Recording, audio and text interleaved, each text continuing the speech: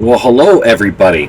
It's been a couple days. I finished with my move, and well, for the most part, I'm still settling in. See, I got the plaque behind me now. Look at that! Look at that! Look at that! Thank you guys so much for that. That means the world to me. I've been watching YouTube since I was a kid, and the fact that I'm able to actually have something I've been looking at for years, a thing I never get, it's awesome. But anyway, something I found that crossed my eye that found really interesting was animal groups apparently going in and stealing cattle from these farmers, and saying that they're rescuing the animals. Doesn't really say much on it in the piece, though. So, animal rescue groups in New York are scoping out and stealing livestock in the name of activism, leaving the local farming community on edge. These are not advocates. These are criminals, New York State Senate Minority Leader Rob Ortt said on Saturday. It's not advocacy when you're trespassing on people's property. Or along with Assemblyman Michael Norris, are proposing legislation to impose stricter penalties for the crime that has made farmers extra vigilant. It was 7:30 on Sunday morning, April 16th. I looked out of my kitchen window, and there were two people, a man and a woman, over by the barns, by my cattle. They had cell phones out. They were videotaping the cattle, the barns, my security systems. Paul Strobel, owner of Strobel Farms outside of Buffalo, told Fox News' Ashley Stormier on Thursday. I ran out of the door. By the time I was out there, they had jumped in the car and taken off. He said none had been physically taken, but he pursued the thieves and they got away. He believes they returned later that day to complete their heist, but said him working outside, but they saw him working outside and left. I've definitely been targeted, and it's created great concern amongst me and my neighbors and my family. So, just from reading this article, I don't know about you. Like, I want to believe.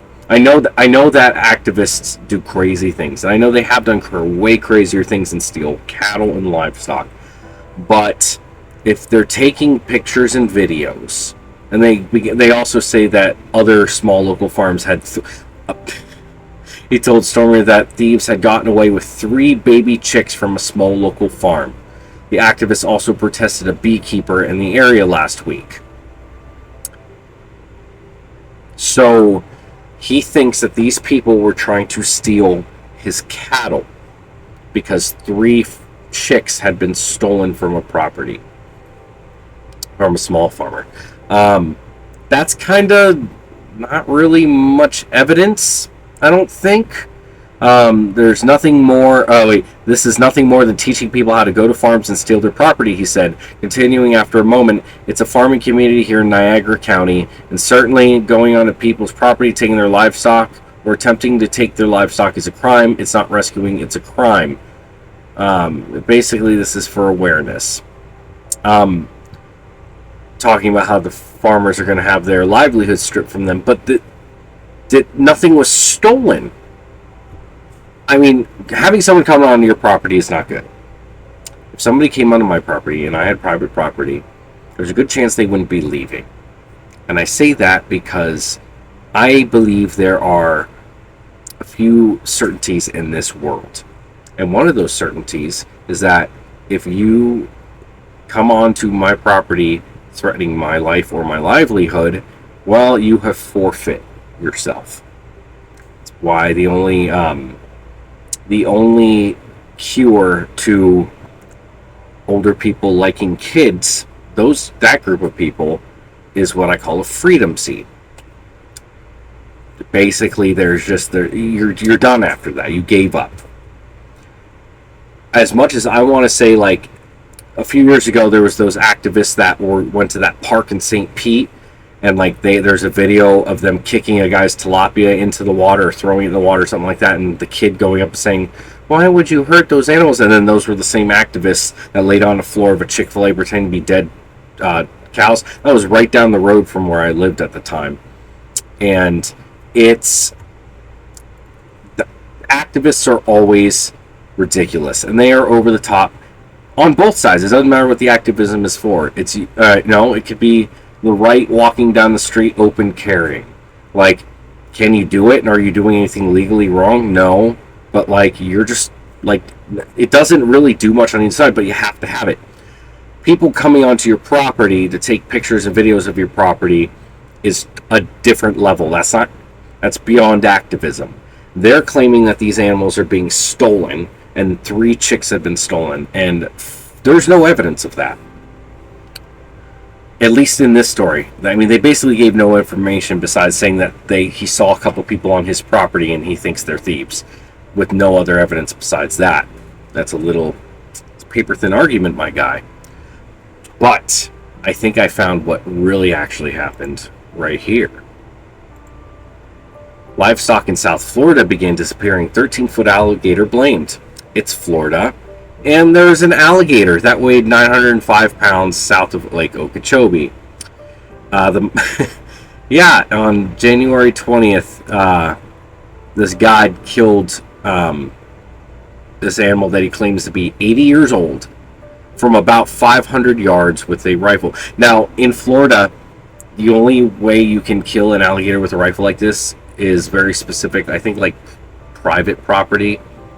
I don't think there's rules. Even FWC, like, there was a recent gator that was killed recently for ripping a guy's leg off, and there's a video of the guy. There's a video of the leg sitting on the shore, and they end up hitting with the bang stick on the top of the head from the shore. They weren't shooting a rifle at it, but it was in a neighborhood.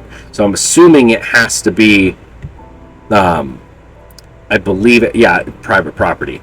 So it's a different situation. But he said he waited for it to move 180 yards closer, and he took the shot, nailing it right in the golf ball size kill zone at the top of its head. This guy's having an ego stroke over here, if you know what I mean. I shot him at 500 yards, man. A golf ball sized hole. Yeah, right. Okay. Yeah, I seriously doubt that. The paper reported the rancher who owned the property considered the growing reptile, estimated between 80 years old, a threat to his family. The reptile was used for meat and will be mounted, the report said. I wonder if your family's had that property longer than the gator's been on that property. Like, that's kind of ridiculous. Why didn't you just capture it and move it? If it's 80 years old and 13 feet long, why would you just kill it? That's ridiculous. And then this is a gator from Mayaca, which I actually have a video from Mayaca that I did where I found a ton of alligators. You guys should check that out. I'll put it right up here. But yeah, kind of ridiculous. Kind of ridiculous, not going to lie. But that's what happened. It's not activists. It's alligators eating your livestock. Well, anyway, thank you guys for watching. Like, comment, subscribe, all of that good stuff. Sorry this one's coming out late and I haven't uploaded in a few days. As I said, I was going through a move, and things are kind of settling down. I just got a new car. Things are happening. Things are happening. And next month I plan on speaking at an FWC meeting, so that should be a lot of fun. But anyways, thank you guys for watching. Like, comment, subscribe, all that good stuff. Let me know what you think about this down below, and I will see you next time. Stay wild.